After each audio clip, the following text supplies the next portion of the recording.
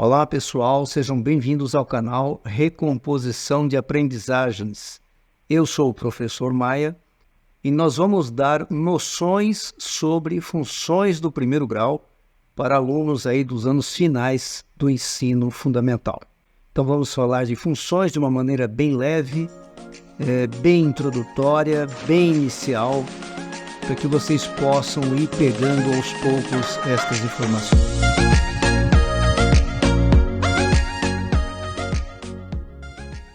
Bom, em primeiro lugar, o que é função? Função nada mais é que uma relação entre grandezas, ou seja, entre dois valores conhecidos. Nós não podemos esquecer que para trabalhar com funções, nós temos uma nomenclatura própria, ou seja, nós temos uma norma, uma lei específica para trabalhar com funções. E nós chamamos essa lei de lei de formação, ou seja, na verdade é uma norma específica para você desenvolver o trabalho. E essa norma é escrita dessa maneira aqui: f de x é igual a ax mais b. Então, essa nomenclatura você não pode perder de vista. Sempre que você for trabalhar com função, lembre-se dessa lei específica: f de x é igual a x mais b. Em outro vídeo, vamos explicar detalhes de como surgiu essa função, que é uma história bem interessante aí da década de 30 do século passado. É um dos conteúdos mais recentes da matemática e serve para resolver questões das mais variadas espécies. O a. Esse a nunca pode ser igual a zero. Ele tem que ser sempre diferente de zero. É chamado também de termo dependente. Ele é termo dependente porque ele depende de um outro valor para existir, que no caso ali que vocês estão vendo é o x. Depois nós vamos ver durante a prática de algum exercício. Ela é chamada também de coeficiente angular, porque as funções, não só de primeiro grau, como todas as demais funções, são representadas em gráficos. Todas as funções são representadas no gráfico. A função de primeiro grau, ela vai formar no gráfico uma linha reta, ou seja, uma linha linear. E o a é o valor que vai identificar o ângulo dessa linha no plano cartesiano. Por isso que é também chamado de coeficiente angular. Ele tem que ser diferente de zero. É o termo dependente, porque ele depende da variável x. É também chamado de coeficiente angular, por conta dessa variação do ângulo no gráfico no plano cartesiano. Tá? Quando o a for maior do que zero, ela vai ser uma função crescente. E quando o a for menor do que zero, ela vai ser uma função decrescente. O termo b também é chamado de coeficiente linear. Ao mesmo tempo, é o termo independente. Ele independe de qualquer variável. Esta é uma função. Uma função como esta, f de x igual a 3, ela tem como origem a lei de formação. Qual que é a lei de formação? F de x igual a x mais b. Repare que para ela ser completa, ela teria que ser f de x igual a 3x mais 0.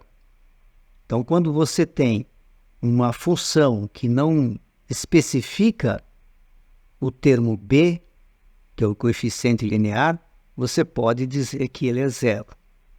Então, como já foi falado, a função pode ser representada em gráficos. Tá? Então, a função do primeiro grau, ela vai gerar um gráfico cuja reta é linear. E para fazer uma reta linear, você já sabe, basta somente 2 pontos. Nós precisamos de pelo menos 2 pontos e, achando o ponto A e achando o ponto B, basta unir esses pontos e nós achamos o gráfico da função do primeiro grau. Nesse caso, ela é uma função crescente, mas ela também, dependendo da posição dos pontos, pode ser decrescente, como esse modelo aqui. O que você tem que ter em mente? Que a função de primeiro grau gera um gráfico cuja reta é linear. E para fazer uma reta, basta somente 2 pontos. Uma das coisas interessantes que você não pode esquecer é que o termo B vai ser sempre representado no eixo Y. Tá? O termo B será sempre mencionado no eixo das ordenadas, ou também conhecidos como eixo Y. Um tipo de exercício muito comum que se pede é fazer o valor numérico de uma função. E quando se pede o valor numérico de uma função, é preciso da função, especificamente, né? Eu preciso da lei de formação, eu preciso lembrar da lei de formação, f de x igual a x mais b, mas eu tenho que ter a função. Ou seja, qual é a função que vai representar o meu f de menos 1 negativo? Vamos supor que fosse esta função, f de x igual a 3x mais 5. O que eu faço para saber o valor numérico dessa função? Basta substituir no lugar do x o negativo que se pede aqui. F de menos 1 é a mesma coisa de que f de x. Onde tiver x, você vai substituir por este valor e vai achar o valor numérico. Então vamos lá, fazendo o caso primeiro aqui, eu substituo o x, no lugar do x eu coloco o menos 1, que é o que se pede, né? Igual a 3 vezes x, portanto 3 vezes menos 1, mais 5. E fazer essa continha. F de 1 negativo é igual a 3 vezes 1, 3, positivo com negativo, negativo, mais 5. Resultado, f de menos 1 é igual a 2. Esse é o valor numérico desta função f de menos 1. Vamos fazer essa aqui, a de f3. Qual é o valor numérico de uma função dada f3? Então vamos lá, de novo, a mesma função, 3x mais 1, eu só vou substituir o x pelo 3 e está resolvida a questão. Está lá, f de 3 é igual a 3 vezes 3 mais 5, f de 3 é igual a 9 mais 5, f de 3 é igual a 14. Portanto, o valor numérico de f de 3 é o 14. Vamos fazer essa aqui com uma fração. A mesma função, 3x mais 5. Então, vamos lá. F de 1/3 é igual a 3 vezes 1/3 mais 5.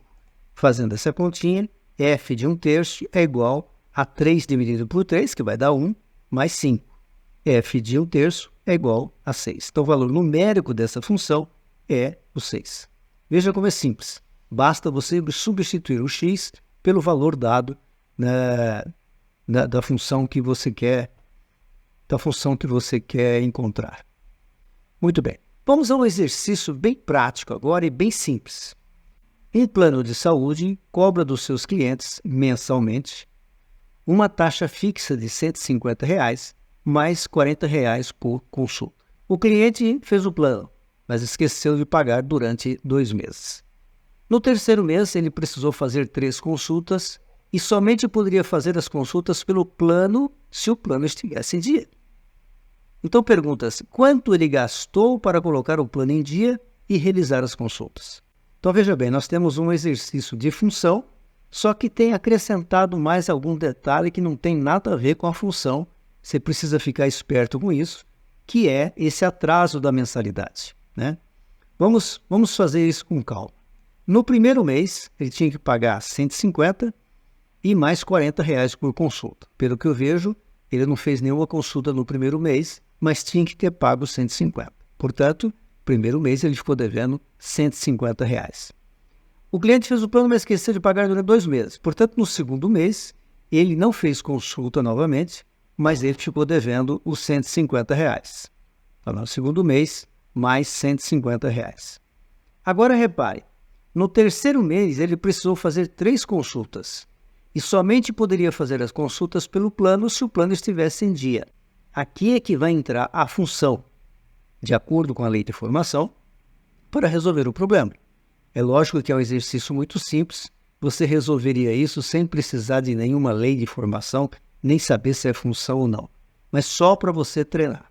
Vamos lembrar então da lei de formação. F de x é igual a x mais b. Neste exercício, vamos identificar quais são os valores de A e quais são os valores de B. Tá? Como foi dito, o B é sempre o valor fixo. Portanto, aqui, o plano de saúde cobra dos seus clientes mensalmente uma taxa fixa de R$150. Esse R$150 é o termo B. R$40 por consulta. Então, o valor do A vai ser R$40. Quantas consultas ele fez? O que vai variar aqui é o número de consultas. Ele fez 3 consultas, né? Então, como é que vai ficar essa montagem? F de 3, que é o valor da variável, são 3 meses, né? São 3 consultas, melhor dizendo, é igual a 40 vezes 3, que é o valor de x, mais 150, que é a taxa fixa. Portanto, F de 3 é igual a 120 mais 150, F de 3 é igual a R$270. Então, no terceiro mês, ele teve que pagar o primeiro mês, o segundo mês, e teve que pagar agora o terceiro mês para fazer as consultas, senão ele não faria. Somando tudo isso, terceiro mês 270, somando o que ele estava devendo, vai dar então um total de R$570. Ok? Cuidado com as perguntas, porque embora seja uma pergunta muito simples, ela está embutida uma outra coisa aqui, que é o atraso, que não tem nada a ver com função. Tá? São detalhes que você, como estudante, precisa ficar atento. Bem, agora nós precisamos montar um gráfico. Como eu disse, toda função precisa de um gráfico, né? Então, quando você vai montar um gráfico no plano cartesiano, o que você precisa em primeiro lugar? É lógico, precisa do plano cartesiano e precisa dos pares ordenados para montar o gráfico, ok? Vamos fazer aqui um outro exemplo melhor. Construção do gráfico da função f de x igual a 3x menos 8. Então, repare, como é que eu vou construir o gráfico dessa função se eu só tenho f de x igual a 3x menos 8? Eu tenho que achar os pares ordenados. Então, a primeira coisa que você tem que pensar é no gráfico, que vai depender dos pares ordenados. Segundo, você já aprendeu, quando estudou teoria dos conjuntos, que o x é o eixo das abscissas no plano cartesiano. E ali é o domínio. O eixo x, será sempre o domínio. E o y é o eixo das ordenadas, que nós vamos chamar de contradomínio. Outra informação. Você já aprendeu que a função do primeiro grau gera um gráfico cuja reta é linear. O que é linear? Tem sentido de linha, reta, uma coisa reta. E você já sabe que para construir uma reta basta apenas 2 pontos, ok? Então, eu estou te dando uma função, f de x igual a 3x menos 8, e eu quero que você construa o gráfico. Repetindo, vai depender. Então, você vai procurar os pares ordenados, você vai lembrar que dos pares ordenados, o primeiro da esquerda é o x, que é o domínio, e o segundo, o da direita, é o contradomínio. Bom, você saber que o x é o eixo das abscissas e o y é o eixo das ordenadas. E basta 2 pontos. Mas nem sempre a gente só tem 2 pontos, às vezes tem 3, 4, 5 pontos, mas não importa, o importante é 2 pontos para identificar essa reta no gráfico. Vamos lá então resolver essa questão. Construa o gráfico da função f de x igual a 3x menos 8. Vamos lá. A primeira coisa que nós vamos fazer é procurar um número qualquer dentro do plano cartesiano. Por que número qualquer? Porque qualquer que seja o número que você coloque nessa variável, vai aparecer essa reta. Então não precisa procurar números muito grandes, tipo 15, 20, 70. Não, procura números que estejam próximo do eixo, do encontro dos dois eixos, x e y. Né? Começa com 0, 1, 2, 3, ou então menos 2, menos 1, 0, 1, 2, 3. Enfim, comece com ali bem próximo para que o gráfico não fique muito grande. Vamos então inventar uns números aqui. Bom, eu vou fazer uma tabelinha que fica mais fácil para encontrar os valores. Então, no caso aqui, eu vou pegar o menos 1, o 0 e o 1. Pronto. Está ali bem próximo do cruzamento do eixo x com o eixo y. Agora eu vou pegar esse valor aqui, ó, 3x menos 8, e vou achar o y. O x é o domínio, o y é o contradomínio, que depende do x. Tá? Então, eu vou colocar aqui 3x menos 8, que é o valor da função, e vou substituir o x pelo 1 negativo. Aqui, ó, o valor de x é 1 negativo.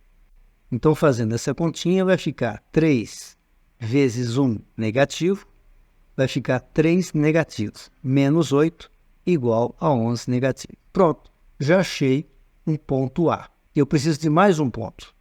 Vamos pegar o zero. 3x menos 8. Tá? Então, vou substituir o x pelo zero. 3 vezes 0, menos 8. Então, vamos lá. 3 vezes 0 é 0, menos 8 igual a menos 8. Pronto, achei o valor do ponto B. E o 1? Pô, vamos fazer o 1. Não precisava nem fazer mais, porque 2 pontos já identificam uma reta. Mas eu tinha colocado ali um positivo. Vamos fazer um positivo para ver se a reta vai bater nele mesmo. Vamos lá. Então, 3x menos 8. Eu só vou repetir a função que foi solicitada lá em cima.